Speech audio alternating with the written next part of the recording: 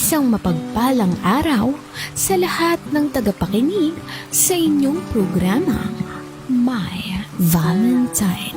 Ngayon ay magbabahagi na naman tayo ng kwento ng buhay ng ating letter sender.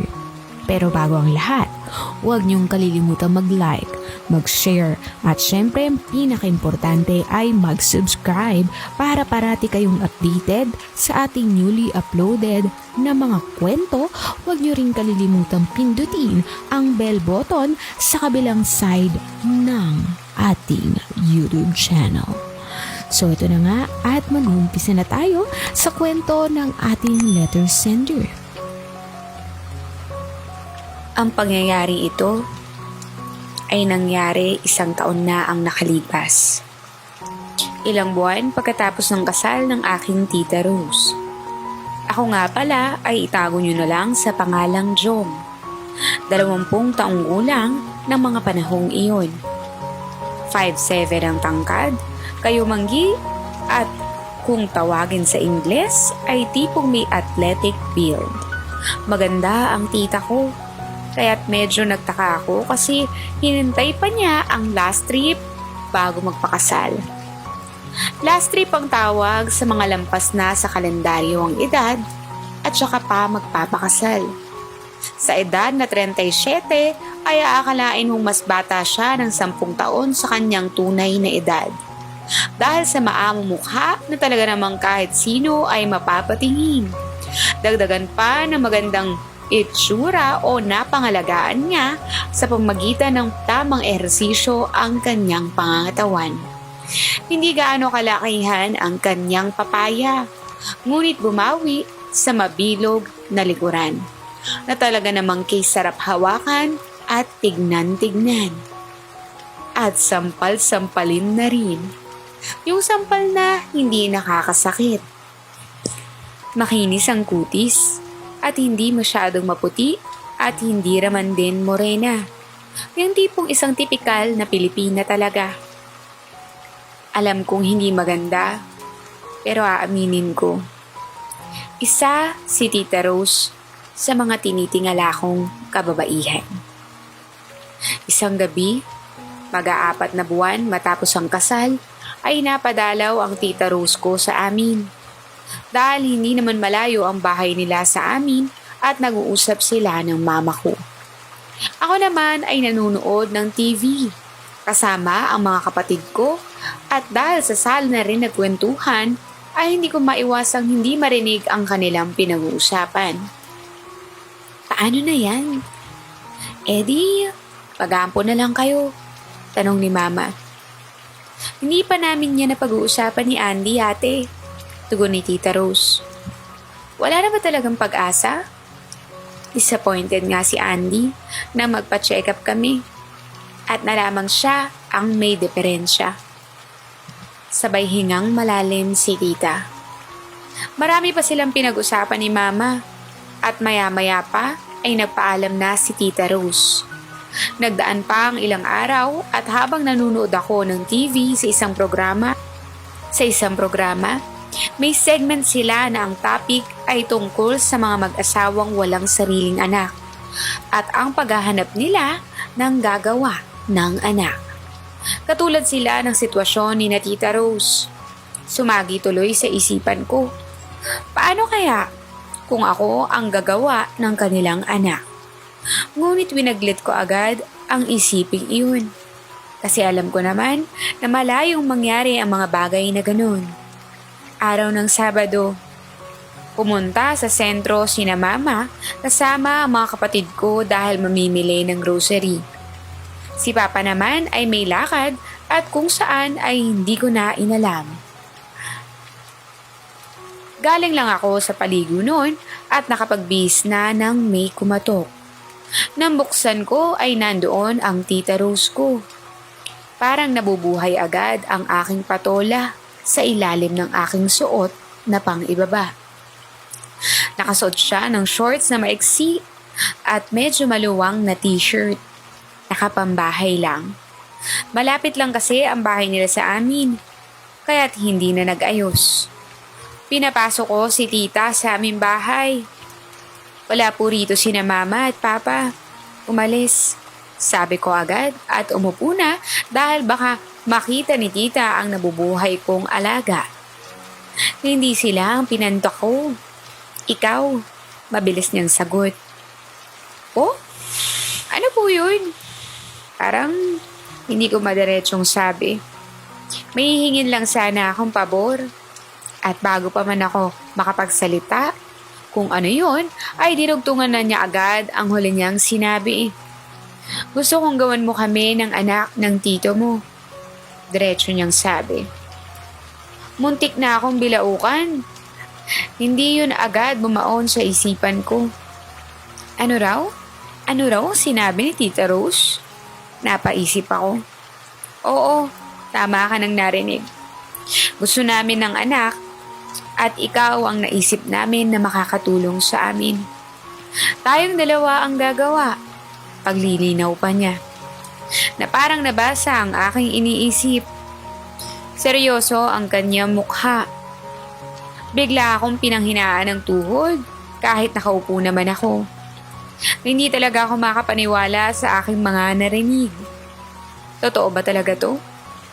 Gusto kong iuntog ang aking ulo para malaman kung panaginip lamang ito. Pero iba ang sinasabi ng gising na gising kong alaga. Hindi ito panaginip. Payag ka ba? Putol ni tita sa aking pananahimik. Sino ba naman ang hindi papayag? Gusto ko sanang isagot. Pero hindi ko kinalimutan na kailangan ko pa ring respeto.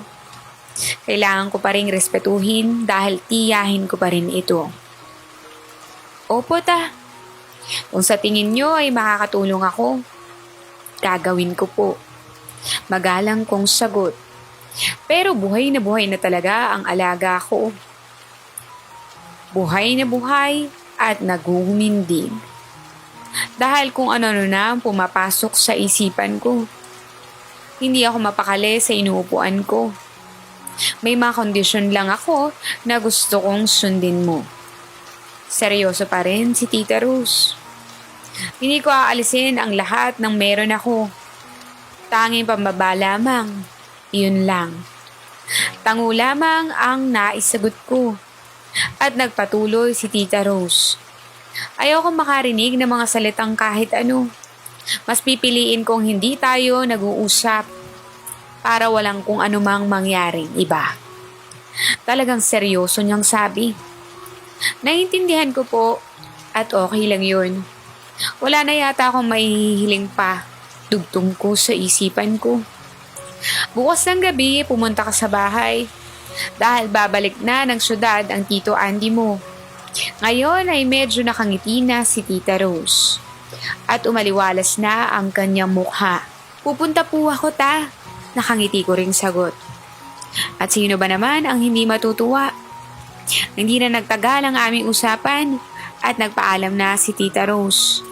At nang masiguro kung nakaalis na nga siya, ay dali-dali akong nagtungo sa banyo at inilabas ang namumula kong alaga sa sobrang pagkabuhay. At doon ay nagparaos. Pagkatapos ay kumalma na ako at hindi pa rin masyadong makapaniwala sa aking narinig.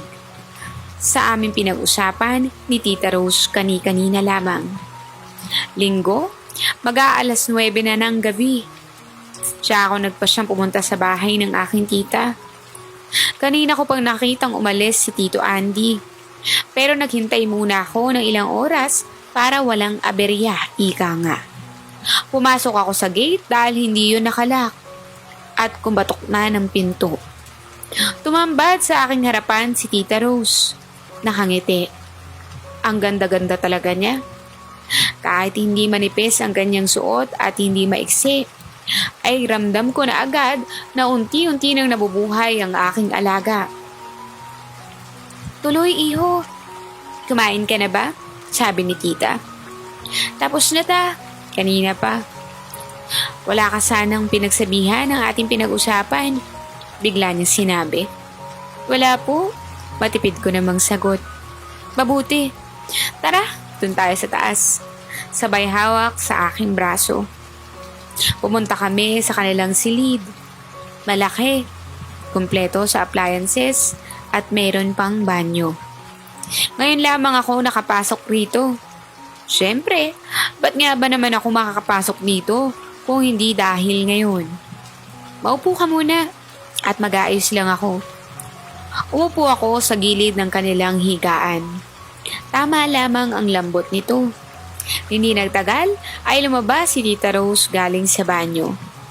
Handa na ako, sabi niya. Nandun pa rin ang t-shirt na suot ni tita nang dumating ako kanina. Pero tuwalya na lamang ang kapares nun na tinatakpan ang kanyang hiwa na talagang gusto ko nang namnamhin. Ang ganda talaga ni Tita Rose. Hula ko sa isip ko ay hindi ako magtatagal at maya-maya lamang ay mapupunta na ako sa rurok ng tagumpay. Ano? Tutuloy pa ba natin to? Tanong niya nang mapansing wala akong ginagawa at tila'y natulala ako. Pasensya na po, paumanhin ko. Sumiksik si Tita Rose sa ilalim ng may kakapalan na kumot at inalis na ang tuwalya. Nabuhay na talaga ang alaga ko sa puntong iyon. Sa wakas, magkakatotoo na ang hinihiling ko. Ang gusto kong mangyari sa kanya. Hindi ko na hinintay na pagsabihan muli ako ni Tita Rose. Kaya't inalis ko na kung ano ang meron ako. At buong pagmamalaking humarap ang aking kay Tita Rose. Parang nanlaki ang mga mata niya. Malaki una niya. Sa totoo lang, at hindi sa pagmamayabang, may angking malalong ganisa. Mataba at talaga namang bilugan at malaki ang medyo marami na ring napasukang kuweba na aking alaga. Alam mo na ang ibig kong sabihin. Tumungtong na rin ako sa kanya. Iniangat ko ang meron siya. Para makita sa unang pagkakataon ang petsay ni Tita Rose. Ang ganda, talaga namang alagang-alaga. Kakaunti lang ang kulubot at kulay pink pa talaga. Nang akma ko ng kakainin dahil nang gigil ako. Pero bigla akong pinigil. Pinigilan ako ni tita. Pinaalala ang aming pinagkasunduan. Kaya wala na akong nagawa. Lumugar na ako sa pagitan ng kanyang mga hita. At hinati ko na ang kanyang mga hita. Ibinok ako ng maigi. Iniangat ko ng bahagya para hindi ako mahirapan sa lugar na iyon. Sa aking gagawin